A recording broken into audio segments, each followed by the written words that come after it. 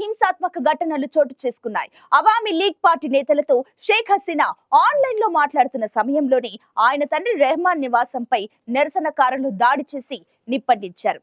మహమ్మద్ యూనస్ ప్రభుత్వానికి వ్యతిరేకంగా ఆందోళనలకు హసీనా పిలుపునిచ్చిన సమయంలోనే ఆందోళనలు చెలరేగాయి. ఇంటికి నిప్పు పెట్టడంపై ఆమె ఆగ్రహం వ్యక్తం చేశారు. చరిత్రను ఎవరూ చెరిపేయలేరని, చరిత్ర అందరినీ గుర్తు పెట్టుకుంటుందని హెచ్చరించారు.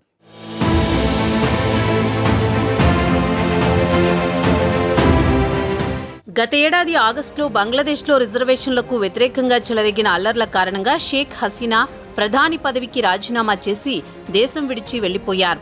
అప్పట్నుంచి ఆమె భారత్లోని ఓ రహస్య ప్రాంతంలో ఆశ్రయం పొందుతున్నారు. అప్పుడప్పుడు Awami league party social media పేజీలో ఆమె ప్రసంగం చేస్తూ ఉంటారు. షేక్ హసీనాను తమకు అప్పగించాలంటూ బంగ్లాదేశ్ తాత్కాలిక ప్రభుత్వం భారత్ను కోరినా స్పందన కరువైంది. ఈ నేపథ్యంలో బంగ్లాదేశ్ మరోసారి అల్లర్లు చెలరేగాయి. ఢాకాలో నిరసనకారులు మరోసారి రెచ్చిపోయారు. మాజీ ప్రధాని షేక్ హసీనా తండ్రి, బంగ్లాదేశ్ వ్యవస్థాపక నాయకుడు బంగబంధు షేక్ ముజీబుర్ రెహమాన్ ఇంటిపై ఆందోళనకారులు దాడి చేశారు. అంతేకాక ఆ ఇంటికి నిప్పు పెట్టారు. దీంతో భారీగా ఆస్తి నష్టం జరిగినట్టు తెలుస్తోంది. దీనికి సంబంధించిన వీడియోలు సోషల్ మీడియాలో వైరల్గా మారాయి. అవామీ లీగ్ పార్టీ దేశం నుంచి బహిష్కరించాలని డిమాండ్ చేస్తూ బంగ్లాదేశ్లో నిరసనలు చేపట్టారు. ఈ నేపథ్యంలోనే ఢాకాలో ఉన్న ముజీబుర్ రెహమాన్ ఇంటిని ముట్టడించి ఆయన ఇంట్లోకి చొచ్చుకెళ్లారు. అనంతరం ఇంట్లోని వస్తువులు ధ్వంసం చేసి తగులబెట్టారు. ఇదే సమయంలో హసీనాపై నమోదైన కేసులు, మైనార్టీలపై దాడులను నిరసిస్తూ అవామీ లీగ్ నిరసనలకు పిలుపునిచ్చింది. ఈ నేపథ్యంలోనే హింస చెలరేగింది.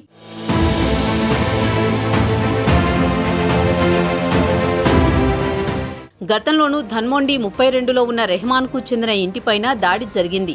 గత ఏడాది ఆగస్టు 5న అవామీ లీగ్ ప్రభుత్వ పతనం తర్వాత కూడా ఇంటిపై దాడి చేసి సామాగ్రిని ధ్వంసం చేశారు.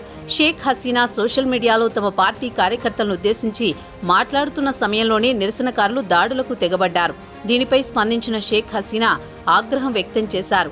మహమ్మద్ యూనస్ ప్రభుత్వంపై ఆమె మండిపడ్డారు. ప్రస్తుత పాలనకు వ్యతిరేకంగా నిరసనలు నిర్వహించాలని దేశ ప్రజలకు పిలుపునిచ్చారు.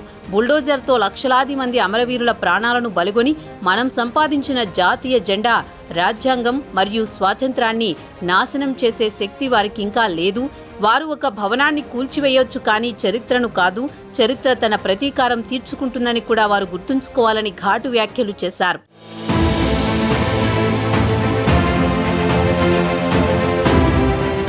మరోవైపు భారత్లో ఆశ్రయం పొందుతున్న బంగ్లాదేశ్ మాజీ ప్రధాని షేక్ హసీనాను స్వదేశానికి రప్పించేందుకు బంగ్లాదేశ్ తాత్కాలిక ప్రభుత్వం అన్ని ప్రయత్నాలు చేస్తోంది.